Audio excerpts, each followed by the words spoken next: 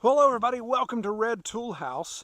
It's been almost 5 years since we bought our Honda Pioneer, and I've done two videos in those 5 years. First, why we got a Pioneer and had to get rid of our Polaris, and then a 1-year update. Well, you all keep asking me about an update on the Pioneer since it's been so long. So come along, I'm going to give you an update on the issues I've had with this machine over the last 5 years. So while we talk about the Pioneer, I'm going to do some fence maintenance so I can kind of double dip here. So it kind of just points to the situation of why we have to have a side-by-side on our farm. This side-by-side in the 5 years has never, ever gone trail riding. It works every single day though. It is my go-to for all my farm chores. I have livestock, so that livestock has to be fed, it has to be tended to. It's just good animal husbandry, of course, to check on them daily. So this is part of that. Helps me drive around on our mountainous 100 acres here and allows me to carry a ton of junk in the back, like fence repair equipment, that I can come and do the stuff I need to do. So that was the purpose of this side-by-side. So you may be wondering, okay, 5 years, you must have tens of thousands of miles on it. No, I have 1,700 miles on this side-by-side. But as I mentioned, every day it is running, and those 1,700 miles have been kind of tough because there's times I've had 1,000 pounds worth of feed back here. There's times you've seen in some of my previous videos, if you watch our channel, that I've used this to extract logs, that I've used it to pull logs off the mountain. There's all kinds of stuff that I use this for. The winch, all of those things I use it for. So while it may not have enough miles to suit your all's fancy, it does work every day on this farm. I treat it just like a tractor. So you may be wondering, so Troy, why did you make a video after 1 year, but then wait till almost year 5 to make the next video? And honestly, this isn't a side-by-side channel, but but I really wanted to make the video something interesting, and so I wanted to wait for something to break. I wanted for something to have to be fixed so I could critique that and share that with you all. And we're finally at that point. I finally had something break on the side-by-side. That was not because of operator error. It's just something that wore out on the Honda machine and failed. And that failure did have an effect on everyday work that I needed to get done here on the farm. So I'm curious to see if anyone watching right now can guess as to what broke. So comment below right now, using the timestamp of course, and let me know what you think broke on the side-by-side, the first thing to go on this machine. And I'm going to give you a second as I skin this wire to use as a jumper to electrify my new section of fence. You got it figured out yet? Well, what broke after almost 5 years of use, and what Cam and I sit down and calculated the other day as possibly 12,000 uses, is when it failed. And what failed was the door latch. So the spring latch that allows you to close the door and it latch back. That item failed, and it failed just last week. So what happened with this little mechanism right here, this is the broken one, it ceased to return. It's supposed to have a return spring that once you, this is how you open the door to unlatch, this is how you open the door to unlatch it. And then this piece is supposed to return. There's a little tab of a spring that pulls that back up, that keeps it under tension. So when you close the door, it locks in. That broke. So this little device, this little mechanism, cost me $13 to replace. And I would tell you how long it took to replace it, but I didn't even get a chance to replace it. My 17-year-old decided he took it upon himself to go ahead and replace it for me while I was in town at meetings because he got tired of driving around with the door open. We had to do that while we were waiting for the part to come in. So he swapped it out. So literally, I think it took him less than 10 minutes to swap that out. So this is the only mechanical failure we've had on this machine for the entire time we've owned it. But I'm not just going to stop here. I am going to talk about some other things that I've noticed about the Pioneer that are likes and dislikes.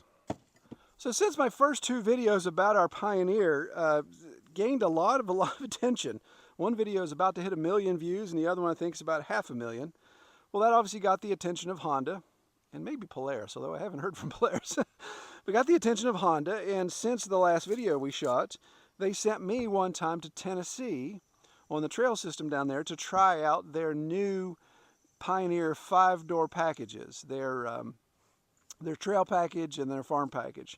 And I even did a video on the channel to feature that. I'll link to it here.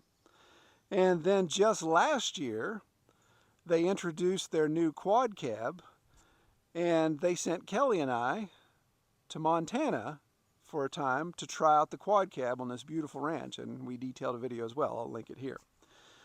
So I'm not paid by Honda, although I have been incentivized in the past to come try out stuff.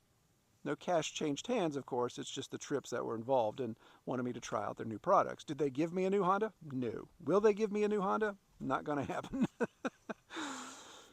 So here's some of the things that I've found that I like and the things that I don't like about the Honda Pioneer in the 5 years that I've owned it. So let's start with the dislikes. You know, the throttle is still, I've gotten used to it, but the throttle is still very sensitive. You just be jerking a lot if you're not familiar with this. Now, my boys and Kelly and I have gotten used to it, but when my nephew comes over to watch the farm, he has a little issue with it. If anybody would hop in it for the first time, that throttle's really sensitive.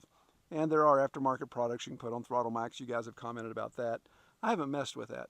But it's something that's like, well, you know, Honda ought to be able to kind of iron out some of those wrinkles. It's my understanding in the machines that I test drove that has been ironed out. So for this 2018, that's no longer an issue. So as you can see, we raise pigs on our farm, and pigs also generate mud. In West Virginia, since we live in a tropical rainforest, it seems like this time of year, we create a lot of mud. And so this step that Honda added into their body, I never use it. I don't need to step up to get into the bed, but this step will hold up to 5 pounds, if not 10 pounds, of red clay mud. It just packs in there super solid.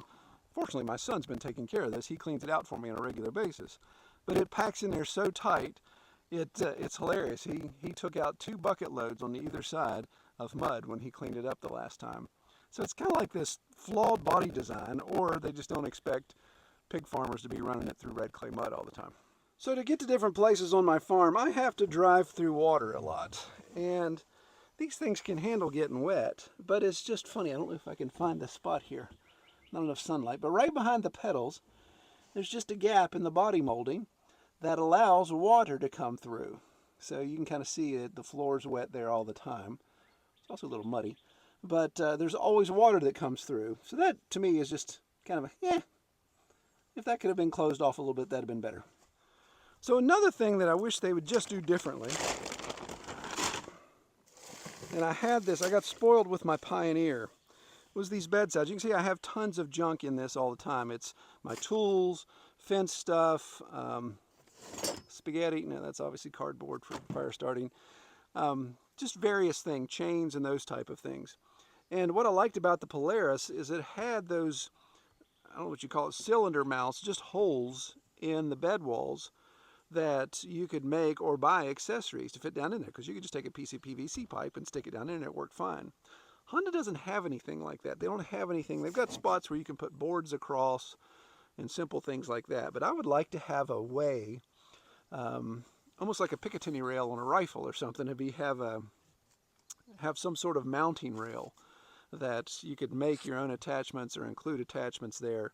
Because I would love to have a place to have my chainsaw standing proud, so it's not just laying in. I'd like to have something where I could have a small tool chest hanging over the side.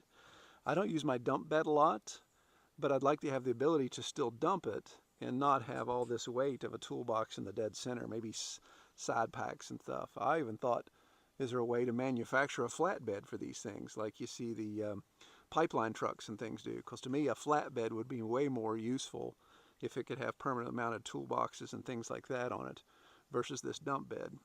But I know, again, this is a 5-year-old machine, that Honda's made some dramatic improvements to their cargo spaces. So what things do I like about the side-by-side? Well, just basically everything else. It's a Honda, so it's just rock solid. It starts every time I need it to. That's the original battery in the side-by-side. It has not been changed. This 1000 has plenty of power, the electronic power steering, all that works really great and really allows me to navigate some of the tight areas on the farm here. The size of it is wide enough that 3 of us can ride in it. I can put tons of stuff in the back and carry the weight, but it's not too big that it gets high-sided or that I can't go up some of my small trails, old 4-wheeler trails that I created when I had my Foreman. So it's just that perfect size. Now I am going to need some tires, so these are the original tires. And driving on my driveway every day, because I park this in the garage at the house, so I have to drive on the driveway every day, to and fro. So it's really worn my tires down, so I'm going to need to get new tires for it. But that's just part of it, right? And I think I'm probably going to need to upgrade the battery as I add more accessories to it. Honda has that one small battery. I have a compartment where you can add a second battery, and a lot of guys I know have done that. And that allows them to run the winch more, have some additional charging accessories, those type of things. Again, since it's not a trail rider, I don't do coolers, I don't do speaker systems, I don't do all that kind of stuff. That's just not important for me. So I don't have that much power draw. But I'd like to have a nice place to be able to charge a flashlight, maybe charge some of my solar chargers that I use for pumping water, running the pumps and pumping water to the animals in different places. So a little bit more 12-volt draw there. I would also like, and I wish Honda made one, and I've been looking at some aftermarket ones, but I want a gun rack, not here on the back, I want a gun rack in the roof center. And to be able to put a shotgun or a long rifle, or maybe even a sidearm, to have easy access to it, to be safely stored, and also to stay dry. So when it's pounding down the rain, that weapon is not getting wet. But looking at some options there, there's some out there that I want to explore. So if you're in the market for a side-by-side and you want a reliable, then I think these Hondas are great. And it's tough to find used ones because nobody really wants to get rid of them. But if you can find a used 2018, then this review would be applicable of it. So I hope this answers the questions that you all have been asking me about updates on this. Again, not a super exciting video because the machine's just been rock solid, and happy to see how far it'll go. I don't plan on upgrading this thing anytime soon. I just feel like it's just now getting broken in, so we hopefully will run it for another 10 years easily. Lord willing and the creek don't rise, right? Well, comment below if you have any more questions about the Pioneer, this Pioneer in particular, and I'll try to answer those. And like I said, I'm not endorsed by Honda, so I don't get paid for this type of review. I just want to be honest with you guys and let you know how this has worked out for me in our situations. All right, I pray y'all have a great week. Take care.